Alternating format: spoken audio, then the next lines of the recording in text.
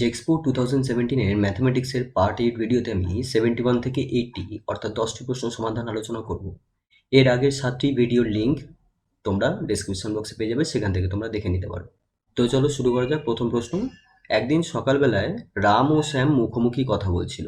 রামের ছায়া তার বাঁদিকে পড়েছিল, তাহলে শ্যাম কোন দিকে মুখ করেছিল?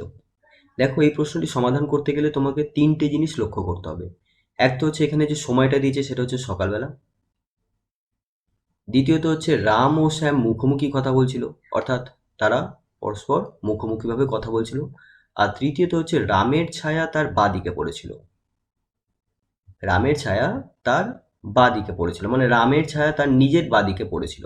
তাহলে শ্যাম কোন দিকে মুখ করেছিল? তাহলে এখানে প্রশ্নের উত্তর আমাদের দিতে হবে শ্যাম কোন দিকে মুখ করেছিল। তাহলে সবার প্রথমে বলি, সকালবেলার অর্থ হচ্ছে এখানে বোঝাতে চেয়েছে যে সূর্য পূর্ব দিকে আছে। দেখো, সকালবেলা থেকে সন্ধ্যাবেলার মধ্যে সন্ধ্যাবেলাতে কি হয়, সূর্য পশ্চিম দিকে চলে যায়, কিন্তু এখানে সকালবেলার সময় বলেছে, সুতরাং এখানে সূর্য কোন দিকে থাকবে? এই সময় পূর্ব দিকে থাকবে। দ্বিতীয়ত হচ্ছে রাম ও শ্যাম মুখোমুখি কথা বলছিল। এর অর্থ হচ্ছে, ধরে নেওয়া যাক রাম রাম এই দিকে তাকিয়ে কথা বলছে, তাহলে শ্যাম যেহেতু রামের মুখোমুখি, অর্থাৎ রাম আর শ্যাম পরস্পর মুখোমুখি কথা বলছে, তাহলে রাম যদি শ্যামের দিকে তাকিয়ে কথা বলে, তাহলে শ্যাম রামের দিকে তাকিয়ে কথা বলবে।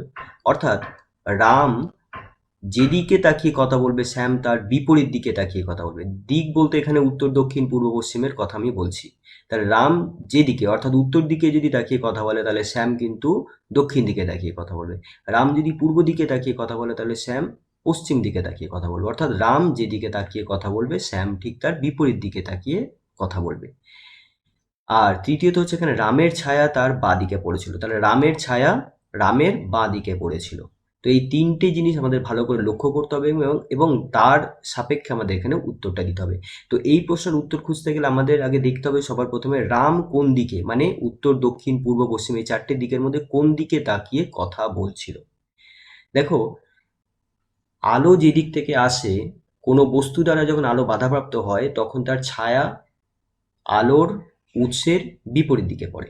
অর্থাৎ আলো যদি পূর্ব দিকে থাকে, তাহলে কোনো একটা বস্তুর ছায়া কি হবে? পশ্চিম দিকে পড়বে। পূর্ব দিকে যদি উৎস থাকে, তাহলে তার ছায়া, কোনো একটা বস্তুর ছায়া পশ্চিম দিকে পড়বে। তাহলে এর থেকে পরিষ্কার, যেহেতু সূর্য পূর্ব দিকে আছে, তাহলে ছায়াটা পশ্চিম দিকে পড়ছে। তাহলে এবার ভাবো, আমি এখানে একটা দিক দেখাচ্ছি, এখানে এটা উত্তর, দক্ষিণ, পূর্ব, পশ্চিম। যেহেতু সূর্য পূর্ব দিকে আছে, তাহলে ছায়া কি হবে? তাহলে ছায়া হচ্ছে পশ্চিম দিকে পড়ছে।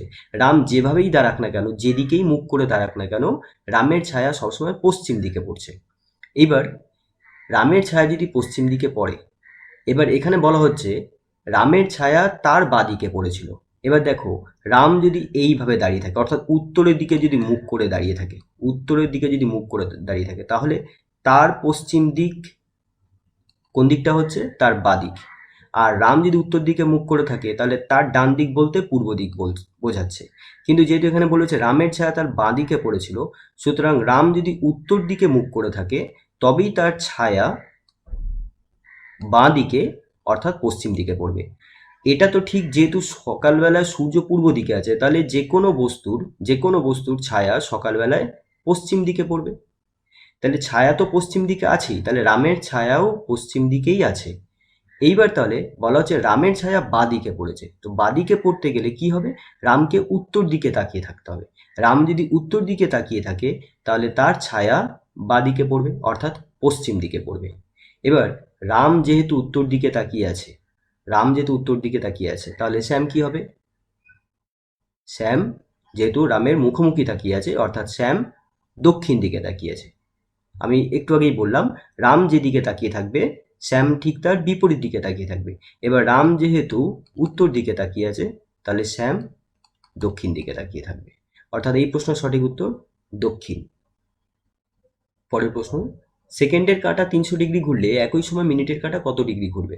দেখো, এই প্রশ্নের উত্তর জানতে গেলে তোমাকে সবার প্রথমে বার করতে হবে সেকেন্ডের কাঁটা 300 ডিগ্রি ঘোরায় কত সেকেন্ড অতিক্রম করে, সেটা বার করতে হবে। একটি বিন্দুর চারিদিকে যখন সেকেন্ডের কাঁটা একটা নির্দিষ্ট বিন্দু থেকে শুরু করে যখন ওই বিন্দুতে যখন আবার ফিরে আসে, যেমন 12 থেকে শুরু করে যদি সেকেন্ডের কাঁটা আবার যদি পুনরায় যদি 12তে ফিরে আসে, তাহলে 360 ডিগ্রি অতিক্রম করে। আর এই 360 ডিগ্রি অতিক্রম করায় সেকেন্ডের কাঁটা কি করে, 60 সেকেন্ড অতিক্রম করে। তাহলে আমি বলতেই পারি 360 ডিগ্রি সমান সমান আমি বলতেই পারি যে 60 সেকেন্ড। তাহলে 1 ডিগ্রি সমান সমান কত সেকেন্ড হবে? 60/360 সেকেন্ড। তাহলে 300 ডিগ্রি সেকেন্ডের কাঁটা যদি ঘোরে তাহলে কত সেকেন্ড অতিক্রম করছে? 60/360 ইন্টু 300। 0 0 ক্যান্সেল হয়ে গেল, 6 দিয়ে 36, 6 দিয়ে 50, অর্থাৎ 50 সেকেন্ড। এবার দেখো, তাহলে সেকেন্ডের কাঁটা 300 ডিগ্রি ঘোরায় 50 সেকেন্ড অতিক্রম করলো।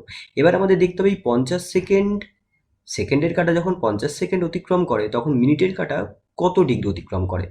তাহলে এই 50 সেকেন্ডে দেখা যাবে মিনিটের কাঁটা কত ডিগ্রি ঘুরছে, সেটা আমরা আগে বার করব। দেখো, যখন সেকেন্ডের কাঁটা যখন 60 সেকেন্ড অতিক্রম করে, মানে 60 সেকেন্ডে আমরা জানি 1 মিনিট, অর্থাৎ সেকেন্ডের কাঁটা যখন 60 সেকেন্ড অতিক্রম করে তখন মিনিটের কাঁটা 1 মিনিট অতিক্রম করে। তাহলে 50 সেকেন্ডে কতটা হবে? 1 সেকেন্ডে কত হবে? 1/60 মিনিট। তাহলে 50 সেকেন্ডে কত হবে? 50/60 এত মিনিট, অর্থাৎ 5/6 মিনিট। এবার আমরা জানি, দেখো একটি ঘড়িতে 12, 1, 2, 3 মিনিটের কাঁটা যখন 12 থেকে 3-এ আসছে, তখন 90 ডিগ্রি অতিক্রম করছে। অর্থাৎ প্রতি 5 মিনিটের জন্য 30 ডিগ্রি মিনিটের কাঁটা অতিক্রম করে। এইভাবে 30 ডিগ্রি, 30 ডিগ্রি, 30 ডিগ্রি, অর্থাৎ টোটাল 90 ডিগ্রি, অর্থাৎ 15 মিনিটে 90 ডিগ্রি অতিক্রম করে, অর্থাৎ 5 মিনিটে 30 ডিগ্রি অতিক্রম করে। তাহলে 5 মিনিটে যদি, এটা মিনিটে ছিল, 5 মিনিটে যদি 30 ডিগ্রি অতিক্রম করে তাহলে 5/6 মিনিটে কত করবে সেটা আমরা বার করবো। তাহলে 1 মিনিটে হচ্ছে 30/5 ডিগ্রি, তাহলে 5/6 মিনিটে কত হবে? 30/5 ইন্টু 5/6। তাহলে এখানে 5 ক্যান্সেল, 6 আর 35, অর্থাৎ 5 ডিগ্রি অতিক্রম করবে। তাহলে সেকেন্ডে কাটা 300 ডিগ্রি ঘোরায় মিনিটের কাটা 5 ডিগ্রি ঘুরবে, অর্থাৎ এই প্রশ্নের সঠিক উত্তর এ। পরের প্রশ্ন, যদি 2012 সালের 1 জানুয়ারি রবিবার হয় তাহলে 2016 সালের 1 জানুয়ারি সপ্তাহের কোন দিন হবে? দেখো, এই প্রশ্নের উত্তর জানতে গেলে সবার প্রথমে আমাদের এটা বুঝে নিতে হবে যে যদি কোনো সাল যদি অধিবর্ষ না হয়, যেমন ধরে নেওয়া যাক 2017 সাল, তো 2017 সালের 1 জানুয়ারি আমি ধরে নিচ্ছি 2017 সালের 1 জানুয়ারি বুধবার, ধরে নিচ্ছি এটা বুধবার। তাহলে 2018 সালের 1 জানুয়ারি হবে বৃহস্পতিবার। এর অর্থ হলো এই যে কোনো নন লিপ ইয়ার বা অধিবর্ষ নয় এই রকম কোনো সাল থেকে যখন আমরা গণনা করব তখন সেক্ষেত্রে কি হবে, সেই নন লিপ ইয়ার বা অধিবর্ষ নয় মানে যেটাকে আমরা বলি সাধারণ সাল, তো সাধারণ সালের 1 জানুয়ারি যে বার পড়বে ঠিক তার পরবর্তী সাল, সেটা লিপ ইয়ার হোক বা নন লিপ ইয়ার হোক, অধিবর্ষ হোক বা সাধারণ সাল হোক, তার 1 জানুয়ারি আগের বছরে 1 জানুয়ারি যে বার ছিল তার পরের দিন হবে। যেমনটা তোমরা দেখছো 2017 সালের 1 জানুয়ারি যদি বুধবার হয় তাহলে 2018 সালের 1 জানুয়ারি বৃহস্পতিবার হবে। যেহেতু 2017 লিপ ইয়ার না, এটা হচ্ছে একটা সাধারণ বছর। কিন্তু যদি এরকম হয় 2016, যেমনটা 2016 হচ্ছে একটা লিপ ইয়ার, তো 2016 যদি লিপ ইয়ার হয় তাহলে এই সালের 1 জানুয়ারি যদি আমি ধরে নিই মঙ্গলবার, তাহলে 2017 সালের 1 জানুয়ারি বৃহস্পতিবার হবে, অর্থাৎ 2টো দিন বেশি হবে। মঙ্গলবারের পরে বুধবার হওয়ার কথা ছিল কিন্তু না হয়ে বৃহস্পতিবার হলো। কেন? তার কারণ 2016 সাল একটি অধিবর্ষ এবং এই কারণে ফেব্রুয়ারি মাসে একটা দিন বেশি থাকার ফলে এখানে বুধবারের জায়গায় বৃহস্পতিবার হবে। তাহলে এই অঙ্কটার ক্ষেত্রে আমার দেখো 2012 সাল থেকে গণনা শুরু করছি। তাহলে 2012 সাল হচ্ছে লিপ ইয়ার, 2012 সাল হচ্ছে অধিবর্ষ। এর ফলে 2012 সালে আমরা দেখো, যেহেতু আমরা জানি 1 জানুয়ারি কি বার হচ্ছে, এখানে দিয়ে দেওয়া আছে রবিবার, তাহলে এখানে রবিবার লিখব। তাহলে 2013 সালের 1 জানুয়ারি কি হবে? সোমবার হওয়ার কথা ছিল কিন্তু মঙ্গলবার হবে। কেন? 2012 সালটা হচ্ছে অধিবর্ষ, তাহলে এখানে মঙ্গলবার আসবে। এরপর 2014, এটাও অধিবর্ষ না, সাধারণ বছর, তাহলে এখানকার 1 জানুয়ারি কি হবে? বুধবার হবে। 2015 সাল, এটাও অধিবর্ষ নয়, এটাও অধিবর্ষ নয়, তাহলে এর 1 জানুয়ারি কি হবে? বৃহস্পতিবার হবে। আর এরপরে 2016, এবার 2016 কিন্তু অধিবর্ষ, কিন্তু 2016 আমি তো 1 জানুয়ারি অবধি গুনছি, আমি তো ফেব্রুয়ারি মাসে যাচ্ছি না, কারণ অধিবর্ষতে ফেব্রুয়ারি মাসে একটা দিন বেশি হয়, তাই এক্ষেত্রে কি হবে? একটা দিনই বেশি হবে, অর্থাৎ শুক্রবার হবে, শুক্রবার। তাহলে 2012 সালের 1 জানুয়ারি যদি রবিবার হয়, তাহলে 2016 সালের 1 জানুয়ারি শুক্রবার হবে, অর্থাৎ এই প্রশ্নের সঠিক উত্তর শুক্রবার, অর্থাৎ এ অপশনটা কারেক্ট হবে। পরের প্রশ্ন, 5x³ - 13x² + 21x, এখানে পাওয়ার 1 দিয়েছে, 1টা না লিখলেও চলবে। 21x - 14কে 3 - 2x + x² দিয়ে ভাগ করলে কত ভাগশেষ থাকবে? তাহলে দেখো আমরা এটাকে ভাগ করব, তাহলে x² - 2x + 3 দিয়ে আমরা ভাগ করব 5x³ - 13x² + 21x - 14। তো ভাগ করতে গেলে আমাদের এই প্রথম সংখ্যাটাকে কিন্তু কাটাতে হবে, মানে এমনভাবে x² এর সাথে এমন কোনো সংখ্যা গুণ করব যাতে 5x³ চলে আসে। তাহলে x² এর সাথে আমি যদি 5x গুণ করি, তাহলে এই 5x দিয়ে এখন আমরা এই পুরো সংখ্যাটাকে গুণ করব, এই পুরো সংখ্যাটাকে গুণ করব। তাহলে গুণ করলে কত হবে? 5x³ মাইনাস, আর এখানকার প্লাস, মাইনাসে প্লাসে মাইনাস, 2x × 5x অর্থাৎ 10x², তারপর +3 + 5x, তাহলে প্লাস 15x। এবার যেহেতু আমরা জানি গুণ করার পর আমাদের যে সংখ্যাটা আসে সেই সংখ্যাটাকে আমাদের কি করতে হবে? উপরের সংখ্যা থেকে বিয়োগ করতে হবে। তাহলে বিয়োগ করলে চিহ্ন পরিবর্তন হবে, তাহলে এখানে মাইনাস হবে, এখানে প্লাস হবে, এখানে মাইনাস হবে। তাহলে এটা এখানকার এটা ক্যান্সেল হয়ে গেল। তাহলে এখানে -13x² + 10x² অর্থাৎ -3x², আর এখানে আসছে +21x + -15x, তাহলে +6x - 14, এটা নেমে গেল। এরপরে আবার এই x² - 2x + 3 এর সাথে এমন কোনো সংখ্যা গুণ করব যেখানে যে সংখ্যাটার সাথে এখানকার প্রথম সংখ্যাটা অর্থাৎ x² এর গুণফলে -3x² চলে আসে। তাহলে এখানে আমি যদি -3 দিয়ে গুণ করি, তাহলে দেখো -3 + x² অর্থাৎ -3x², তারপরে মাইনাস আর এখানকার মাইনাস অর্থাৎ পজিটিভ হয়ে গেল, 3 × 2 = 6, 6x, তারপর -3 + 3 অর্থাৎ -9। এবার আবার বিয়োগ করব আমরা, চিহ্ন পরিবর্তন হবে, তাহলে এভাবে -3x² + 3x² cancel, +6x - 6x cancel, তাহলে -14 থেকে +9 যদি বাদ দিই তাহলে থাকছে আমার -5, অর্থাৎ এটাই হলো অবশিষ্ট, এটা অবশিষ্ট থাকলো, অর্থাৎ ভাগশেষ হচ্ছে -5, ভাগ শেষ, অর্থাৎ এই প্রশ্ন সঠিক উত্তর বি। পরের প্রশ্ন, যদি 3x - 5y = 5 হয় এবং x/x + y = 5/7 হয়, তাহলে x - y এর মান কত? দেখো এটা সবার প্রথমে আমি প্রচলিত পদ্ধতিতে করব। 3x - 5y = 5, এটা 1 নম্বর সমীকরণ। আর এখান থেকে আমরা কি পাচ্ছি? যদি আমরা কোনাকুনি গুণ করি, x/x + y কে আমরা যদি = 5/7 যদি কোনাকুনি গুণ করি, তাহলে আমরা পাচ্ছি 7x = 5 এর সাথে x + y গুণ করব, তাহলে 5x + 5y। নেক্সট স্টেপে আমরা সব রাশিগুলোকে এক ধারে নিয়ে আসবো, তাহলে 7x - 5x - 5y = 0। এখান থেকে আমরা পাচ্ছি 2x - 5y = 0, এটা 2 নম্বর সমীকরণ। এবার 1 নম্বর সমীকরণ আর 2 নম্বর সমীকরণ দুটোকে যদি আমি যোগ করে দিই, তাহলে কি পাচ্ছি দেখি।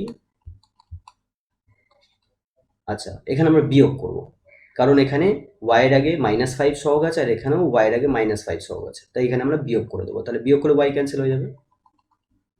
তাহলে এখানে এটা ক্যান্সেল হয়ে গেল, তাহলে কত হলো এখানে -x আর এখানে হলো -5, অর্থাৎ এখান থেকে পাচ্ছি x ইকুয়ালস টু কত 5। x যদি 5 হয় তাহলে যে কোনো একটা সমীকরণে বসিয়ে দাও। এই সমীকরণে x এর জায়গায় 5 বসিয়ে দিই আমি, তাহলে 3 × 5 -5y ইকুয়ালস টু 5, অর্থাৎ 15 - 5y ইকুয়ালস টু 5। নেক্সট স্টেপে লিখবো -5y ইকুয়ালস টু 5 - 15, এখান থেকে আমরা পাচ্ছি -5y ইকুয়ালস টু -10, অর্থাৎ y ইকুয়ালস টু 2। তাহলে x এর ভ্যালু 5, y এর ভ্যালু 2, তাহলে x - y কত হবে 5 - 2 ইকুয়ালস টু 3, অর্থাৎ এই প্রশ্ন সঠিক উত্তর সি। এবার এই প্রশ্নটিকেই আমি একটু অন্যরকমভাবে করাচ্ছি। দেখো x/x + y ইকুয়ালস টু 5/7 দিয়েছে। এখান থেকে আমরা ধরে নিতেই পারি x ইকুয়ালস টু 5k আর x + y equals to 7k। এবার x এর ভ্যালু যেহেতু 5k, এখানে তাহলে বসিয়ে দেওয়া হোক 5k + y equals to 7k। তাহলে এখান থেকে পাচ্ছ y equals to 7k - 5k অর্থাৎ 2k। তাহলে y ইকুয়ালস টু কত 2k আসছে। এইবারে আমাদের যে সমীকরণটা দিয়েছে 3x - 5y ইকুয়ালস টু 5, এখানে আমি বসিয়ে দেবো 3x এর ভ্যালু কত 5k, তাহলে 3 × 5k - 5 × y এর ভ্যালু 2k, তাহলে 2k ইকুয়ালস টু 5। তাহলে এখান থেকে আমরা পাচ্ছি 3 × 5 = 15, 15k -5 × 2 = 10, 10k ইকুয়ালস টু 5। এখান থেকে পাচ্ছি 15k থেকে 10k মাইনাস করলে আমরা পাবো 5k ইকুয়ালস টু 5, 5 5 ক্যান্সেল, তাহলে k ইকুয়ালস টু আমরা কত পেলাম 1। এবার আমাদের বার করতে দিয়েছে x - y, তাহলে x এর ভ্যালু কি ছিল 5k, y এর ভ্যালু কি ছিল 2k, বিয়োগ করলে কত 3k, এবার k এর ভ্যালু কত 1, তাহলে 3 × 1 অর্থাৎ 3। তাহলে এই প্রশ্নের সঠিক উত্তর কত 3। পরের প্রশ্ন a, b, b, a এবং a² - bx² - b² এই তিনটে বিন্দু সমরেখ হওয়ার শর্ত কি? দেখো সমরেখ হওয়ার শর্ত হচ্ছে এরকম যে তিনটে বিন্দু যদি এরকম হয় x1, y1, x2, y2 এবং x3, y3, এই তিনটে বিন্দু সমরেখ হলে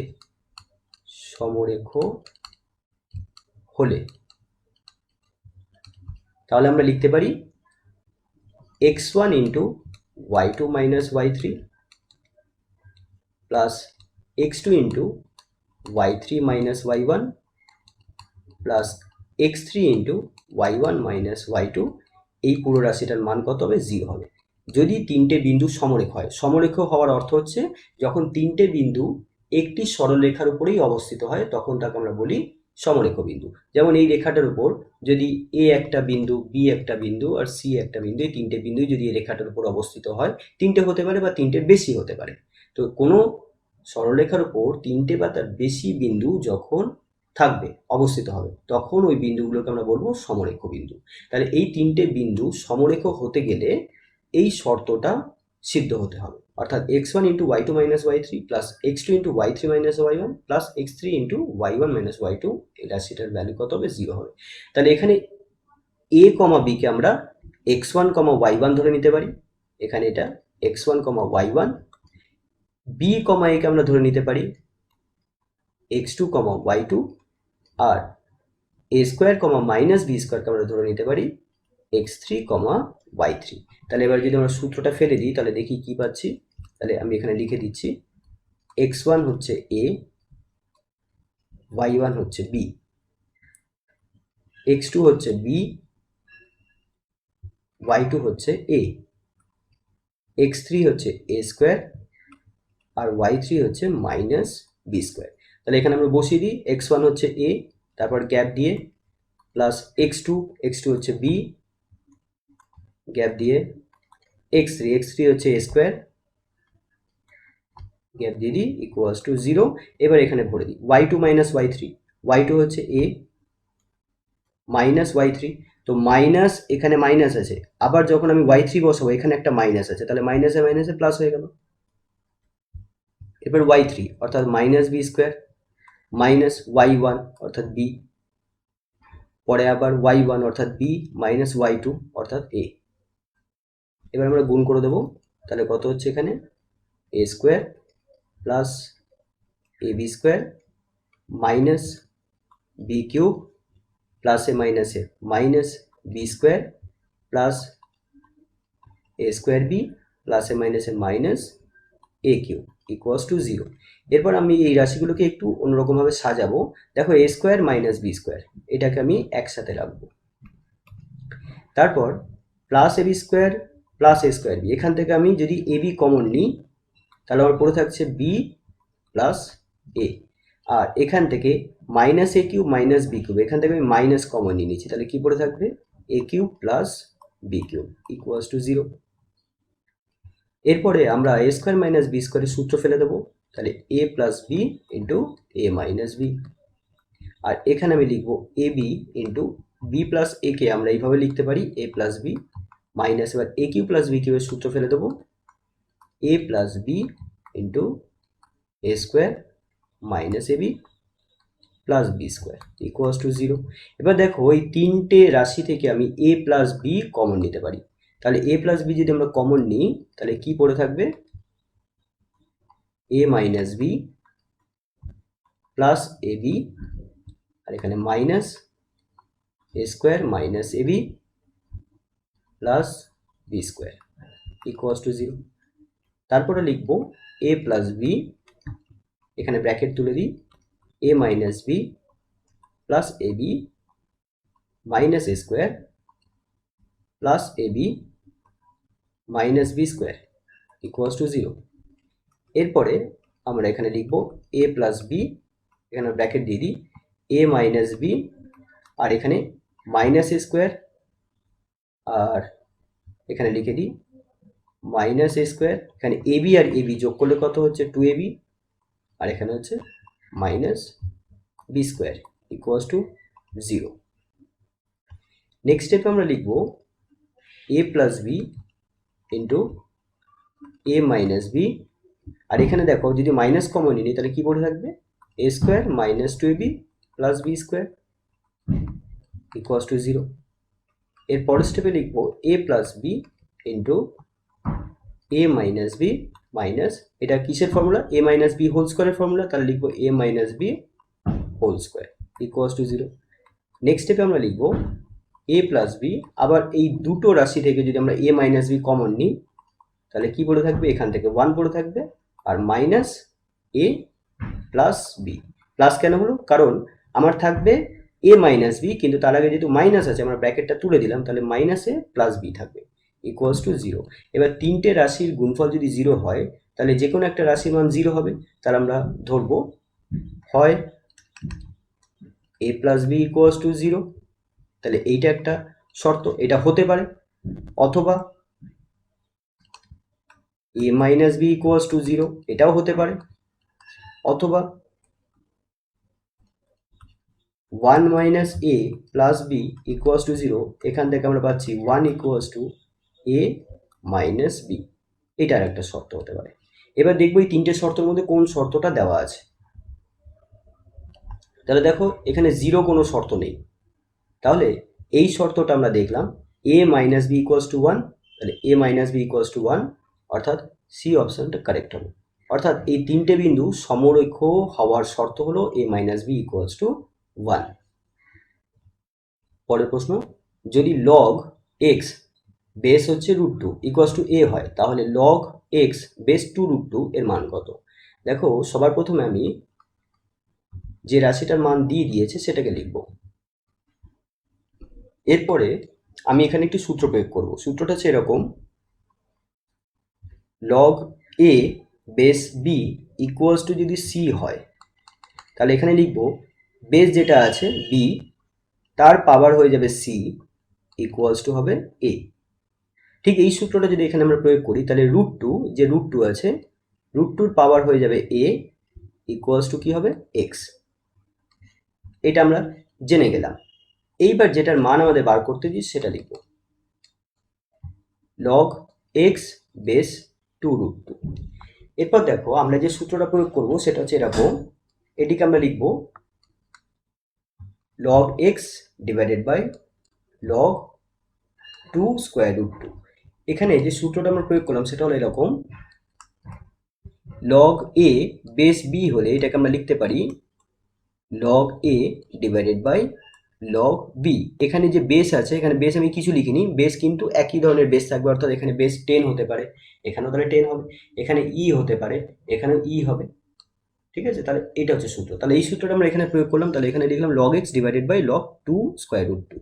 এরপর নেক্সট স্টেপে আমরা কি লিখবো, এক্স এর যে মানটা আমরা পেয়েছিলাম স্কোয়ার রুট 2 এর পাওয়ার এ, তাহলে এখানে বসিয়ে দেবো। তাহলে log square root 2 power A divided by, এখানে আমরা দেখো 2 রুট 2 কে কি লিখতে পারি, দেখো 2 রুট 2 কে আমরা লিখতে পারি রুট 2 এর পাওয়ার কিউব। কেন লিখতে পারি, দেখো রুট 2 এর পাওয়ার কিউবের অর্থ হলো root 2 into root 2 into root 2। এবার দুটো স্কোয়ার রুট 2 এর গুণফল কত হয়, 2 হয়, তাহলে 2 স্কোয়ার রুট 2, অর্থাৎ 2 স্কোয়ার রুট 2 কে আমরা লিখতে পারি স্কোয়ার রুট 2 এর পাওয়ার 3, তাহলে এখানে লিখবো স্কোয়ার রুট 2 এর পাওয়ার 3।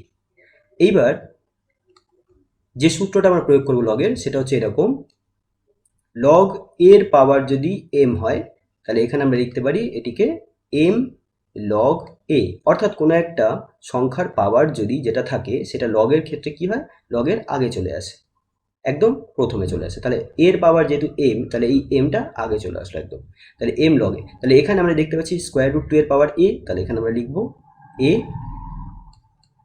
Log square root 2। এখানে আমরা 3টাকে আগে নিয়ে চলে আসবো, তাহলে 3 লগ স্কোয়ার রুট 2, এটা ক্যান্সেল হয়ে গেল, অর্থাৎ এ বাই 3। তাহলে এটার মান কত বেরোলো, এ বাই 3, অর্থাৎ এই প্রশ্নের সঠিক উত্তর ডি। পরের প্রশ্ন, যদি P to the power Q to the power R, P এর পাওয়ার কিউ তার পাওয়ার আর ইকুয়ালস টু 512 হয়, তবে পি ইন্টু কিউ ইন্টু আর এর ন্যূনতম মান কত হবে আমাদের বার করতে হবে। এখানে বলে দেওয়া হয়েছে পি কিউ আর হচ্ছে ধনাত্মক পূর্ণ সংখ্যা। ধনাত্মক পূর্ণ সংখ্যা বলতে বোঝাচ্ছে 1 2 3 4 5 এই রকম সংখ্যাগুলো হবে, কোনো ঋণাত্মক সংখ্যা হবে না আর জিরোও হবে না, ধনাত্মক পূর্ণ সংখ্যা হবে। তো এখানে পি আর কিউ আর আর এদের ন্যূনতম, এই তিনটে রাশির গুণফলের ন্যূনতম মান বার করতে হবে। তাহলে তার জন্য আমাদের দেখতে হবে আগে 512কে আমরা কীভাবে লিখতে পারি। দেখো 512কে আমরা 2 দিয়ে যদি ভাগ করি, মৌলিক উৎপাদক যদি আমরা নির্ণয় করি, তাহলে 2 দুগুণে 4, 1 5 দুগুণে 10, 6 দুগুণে 12, 2 1 2, 2 দুগুণে 4, 8 দুগুণে 16, 2 দিয়ে 6 দুগুণে 12, 4 দুগুণে 8, 2 দিয়ে 32 দুগুণে 64, 2 দিয়ে 16 দুগুণে 32, 2 দিয়ে 8 দুগুণে 16, 2 দিয়ে 4 দুগুণে 8, 2 দিয়ে 2 দুগুণে 4, তাহলে কটা 2, 1 2 3 4 5 6 7 8 9, তাহলে এখানে এসছে 9খানা 2, অর্থাৎ 2 টু দি পাওয়ার 9। এখন এই 2 two the power 9 equals to কি দিয়েছে, পি এর পাওয়ার কিউ, পি এর পাওয়ার কিউ তার পাওয়ার আর, তাহলে এখানে আমরা লিখতেই পারি পি এর পাওয়ার কিউ তার পাওয়ার আর ইকুয়ালস টু, এখানে এইভাবে লিখতে পারি 2, এবার 9টাকে আমরা এইভাবে লিখতে পারি 3 এর পাওয়ার কত 2, কারণ 3 এর পাওয়ার 2 এর অর্থ হচ্ছে 9, তাহলে এখানে কত আছে, এখানে আছে 9, অর্থাৎ 2 এর পাওয়ার 9, এই জিনিসটাই আছে। তাহলে এই দুদিকে যদি আমরা তুলনা করি তাহলে কি পাবো, পি ইকুয়ালস টু কত 2, কিউ ইকুয়ালস টু কত পাবো 3, আর আর ইকুয়ালস টু কত পাবো 2। এইভাবে আমরা পেয়ে গেলাম পি কিউ আর। এবার আমরা পি ইন্টু কিউ ইন্টু আর, এইভাবে তাহলে আমরা কি করতে পারি, গুণ করতে পারি। তাহলে 2 ইন্টু 3 ইন্টু 2, অর্থাৎ 3 দুগুণে 6, 6 দুগুণে 12, তাহলে এই প্রশ্নের সঠিক উত্তর এ, অর্থাৎ 12। পরের প্রশ্ন, log 20 base 10 plus log 5 base 10 into log 16 base 8 plus log 4 base 8। দেখো এই দুটো রাশি, যে দুটো রাশির গুণফল আমাদের বার করতে হবে, সেই দুটো রাশির মধ্যে একটা বেশ ভালো রকম একটা মিল আছে। কীরকম মিল, এখানে দেখো log 20 আছে আর তার বেস যেটা আছে এখানকার নাম্বারের অর্ধেক আছে, আর এখানে log 5 আছে তার বেস 10 আছে, এখানে কি আছে, যে বেসটা আছে তার অর্ধেক আছে এখানে। একই রকমভাবে এখানেও তাই আছে, log 16 আছে বেস 8 আছে, তাহলে বেসের দ্বিগুণ আছে এখানে, আর এখানে log 8 আছে আর এখানে 4 আছে, তাহলে বেসের অর্ধেক আছে এখানে। তাহলে আমি এখান থেকে এই রাশিটার মান বার করব, এই রাশিটার মান যা বেরোবে এই রাশিটার মান কিন্তু সেটাই বেরোবে, অর্থাৎ এই রাশিটার মান যা বেরোবে এই রাশিটার মান আমাদের বার করতে হবে না, ওই রাশিটার মান আমরা ততই পেয়ে যাবো এখানে যে মানটা বেরোবে, অর্থাৎ এর মান যদি এ বেরোয় তাহলে এইটার মানও এ বেরোবে, অর্থাৎ এখানে গুণফল হবে কিরকম, এই দুটো রাশি গুণফল এ স্কোয়ার। এবার দেখো কোনো একটা সংখ্যা মানে এইটার মান যা বেরোচ্ছে এটার মান তো তাই বেরোচ্ছে, সুতরাং এই দুটো রাশির গুণফল করলে আমরা কোনো একটা সংখ্যার বর্গ পাবো। এবার দেখো বর্গ বলতে এখানে কোন সংখ্যাটা পূর্ণবর্গ সংখ্যা 4, তাহলে এই প্রশ্নের সঠিক উত্তর ডি। এটা হচ্ছে তোমাদের শর্টকাট ট্রিক, ঠিক আছে? বাট এটাকে আমি আবার করে দেখাচ্ছি। এখানে কিন্তু এই শর্টকাট ট্রিকটাই তোমরা অ্যাপ্লাই করতে পারো, সময় তাতে তোমাদের বাঁচবে। ব্যাপারটা একটু বুঝে নিতে হবে যে এখানে যেভাবে আছে এখানে সেইভাবে আছে, সুতরাং এইটার মান যা বেরোবে, এটার মান যদি এ বেরোয় তাহলে এটার মানও এ বেরোবে, অর্থাৎ গুণ করলে এ স্কোয়ার। এ স্কোয়ার মানে কোনো একটা সংখ্যার বর্গ, তাহলে একের স্কোয়ার করলে আমরা এক পাই, তাহলে এখানে উত্তর কিন্তু একও হতে পারে, ঠিক আছে? বাট আমি এখানে আবার তোমাকে ডিটেলে করে দিচ্ছি, এটার মান এক বেরোবে না, এটার মান 4ই বেরোবে। তো আমি ডিটেলে করে দিচ্ছি। 3 আর 2 তো হতেই পারে না, কারণ 3 কোনো সংখ্যার বর্গ হয় না, 2ও কোনো সংখ্যার বর্গ হয় না। তাই এখানে আমি এটাকে করে দেখাচ্ছি। লগ বেস 10 20, এইটাকে আমি সর্বপ্রথম আগে বার করে নিই। দেখো এটিকে আমরা এইভাবে লিখতে পারি, লগ বেস 10 আর এখানে 10 ইন্টু 2। এরপরে লগের ভেতরে, লগের এটা হচ্ছে আর্গুমেন্ট বলা হয়, তো আর্গুমেন্টে যদি দুটো সংখ্যা গুণ আকারে যদি থাকে তাহলে এক্ষেত্রে আমরা এটিকে যোগ আকারে লিখতে পারি।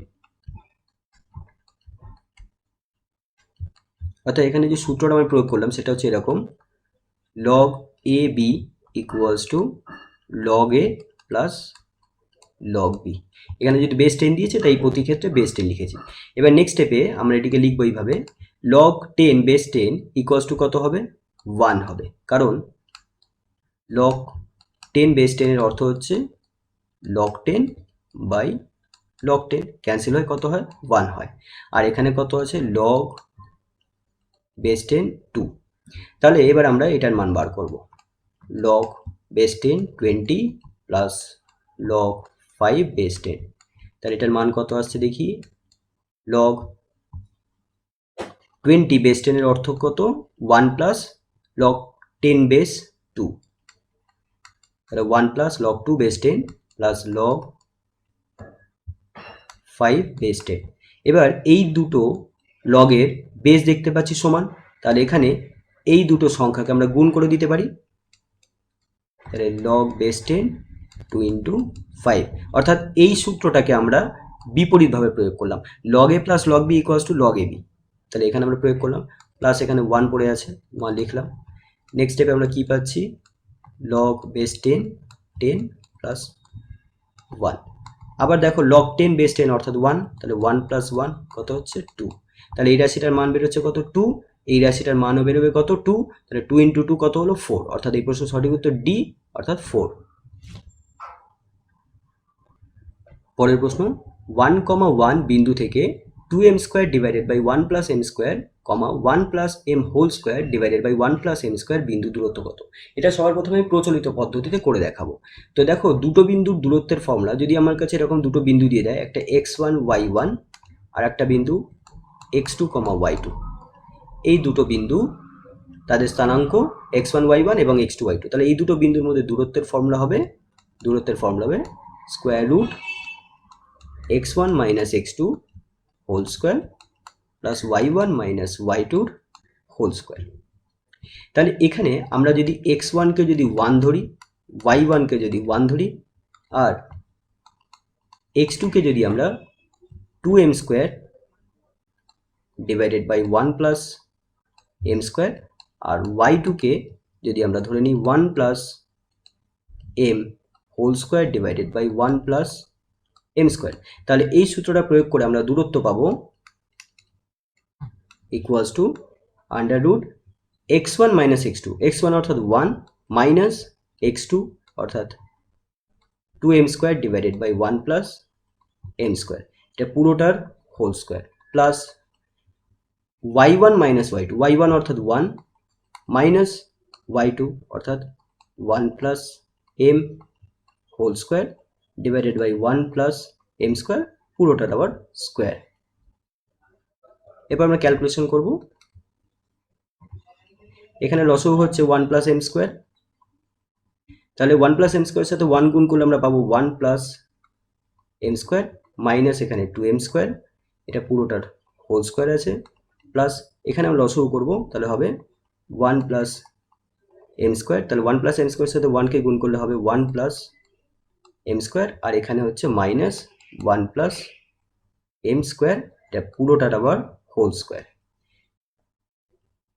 এরপর নেক্সট স্টেপে আমরা একটু যোগ বিয়োগ করবো আর ফর্মুলায় ফেলে দেবো। তাহলে 1 + m² - 2m²। দেখো দুটো m² থেকে একটা m² বাদ দিলে একটা m² থাকে, কিন্তু বড় সংখ্যা যেহেতু 2m² তাহলে চিহ্নটা বিয়োগ হবে।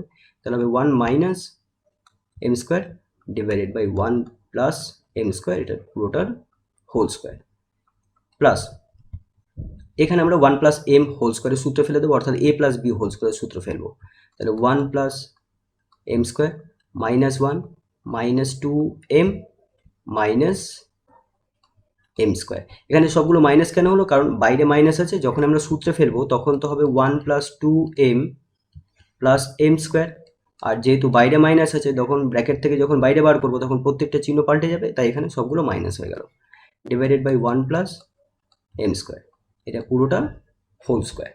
এরপরে আমরা কি করব, আমরা এখানে লিখব 1 - m² বাই 1 + m², এটা আলাদা আলাদা করে আমরা স্কোয়ার করে দিলাম, প্লাস এখানে 1 আর এখানে 1 কেটে গেল, তাহলে এখানে পড়ে থাকছে, এখানে m² কেটে গেল, তাহলে -2m এর হোল স্কোয়ার। দেখো -2m এর হোল স্কোয়ারের অর্থ হলো 4m², -2m এটার স্কোয়ারের অর্থ হলো -2m ইন্টু -2m, তাহলে কত হলো? মাইনাস মাইনাসে পজিটিভ হয়ে গেল, তাহলে হয়ে গেল 4m²। তাহলে 4m² ডিভাইডেড বাই 1 + m² এর হোল স্কোয়ার, পুরোটা রুট। আবার আমরা লসও করব, তাহলে 1 + m² এর হোল স্কোয়ার লসগু হবে, তাহলে এখানে থাকবে 1 - m² এর হোল স্কোয়ার প্লাস 4m²। এবার দেখো এখানে যে সূত্রটা প্রয়োগ হচ্ছে, এখানে আমরা যেখানে প্রয়োগ করব সেই সূত্রটা হচ্ছে এরকম, a - b whole square plus 4ab, এটা হচ্ছে এর সূত্রটা হচ্ছে a + b হোল স্কোয়ার। তাহলে এখানে 1 - m² whole square plus 4 × m² × 1, তাহলে এই সূত্রটা এই সূত্রের সাথে মিলে যাচ্ছে।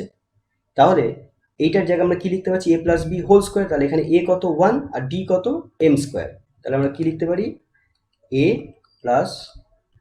b টার হোল স্কোয়ার, আর নিচে আছে 1 + m² হোল স্কোয়ার, অর্থাৎ এটা পুরো পার্ট ক্যান্সেল হয়ে কত আসলো? 1 এর বর্গমূল, অর্থাৎ 1, অর্থাৎ ওই দুটো বিন্দুর মধ্যে দূরত্ব কত? 1, অর্থাৎ এই প্রশ্নের সঠিক উত্তর কত হবে? সি। এইবার এই অঙ্কটিকে আমরা শর্টকাট পদ্ধতিতে করব। দেখো কিভাবে করব, আমার কি কি বিন্দু দিয়েছে? 1, 1 আর দিয়েছে 2m² divided by 1 + m², 1 + m whole square, 1 + m whole square divided by 1 + m²।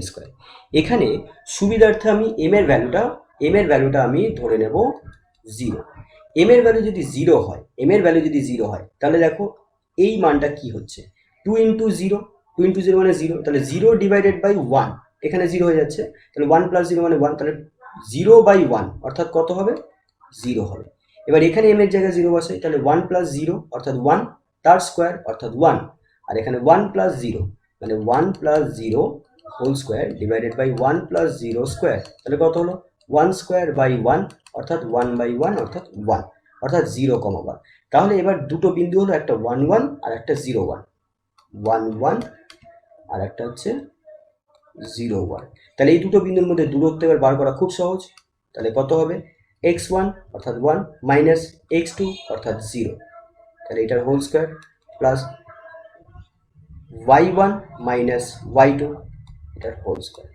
তাহলে এখানে কত আসলো? 1 থেকে 0 দিলে 1, তাহলে 1 এর স্কোয়ার প্লাস 1 - 1 0 হয়ে গেল, তাহলে 0 স্কোয়ার, তাহলে কত আসলো? 1 এর স্কোয়ার এর বর্গমূল অর্থাৎ 1, তাহলে এই প্রশ্নের সঠিক উত্তর কত? 1। তাহলে এইভাবে তোমরা শর্টকাট পদ্ধতিতে করতে পারো। এখানে m এর ভ্যালু আমি 0 নিয়ে করেছি, তোমরা 1 নিয়ে করতে পারো, 2 নিয়ে করতে পারো, যে সংখ্যায় m এর নাও না কেন তোমার কিন্তু উত্তর একই আসবে। তো এই প্রশ্নের শর্টকাট পদ্ধতি হচ্ছে এটা।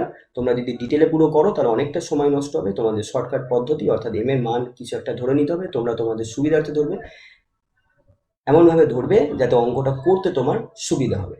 যেভাবেই তুমি ধরো না কেন m এর মান, এখানে কিন্তু সবসময় আনসার 1ই আসবে। তাহলে এই প্রশ্নের সঠিক উত্তর সি অর্থাৎ 1। আশা করছি আজকে ভিডিওটি তোমাদের ভালো লেগেছে। তোমরা তোমাদের গুরুত্বপূর্ণ মতামত আমাকে জানাতে পারো কমেন্ট করে। যদি কোনো প্রশ্নের সমাধান যদি বুঝতে না পারো বা কোনো সমাধানে যদি তোমাদের কোনো কিছু ডাউট থাকে, অবশ্যই কমেন্ট করে আমাকে জানাতে পারো। ভিডিওটি যদি ভালো লেগে থাকে অবশ্যই লাইক করো, বন্ধুদের সাথে ভিডিওটা শেয়ারও করো। আর যারা এই চ্যানেলে প্রথম এসছো এবং এখনও পর্যন্ত যারা এখনও আমার চ্যানেলটি সাবস্ক্রাইব করোনি, তারা এখনই সাবস্ক্রাইব করে পাশে যে বেল আইকনটি আছে সেটিতে ক্লিক করে অল অপশানটিতে ক্লিক করে দিও। তাতে কী হবে, আমি যখনই নতুন কোনো ভিডিও আপলোড করব তার নোটিফিকেশান তোমাদের কাছে পৌঁছে যাবে।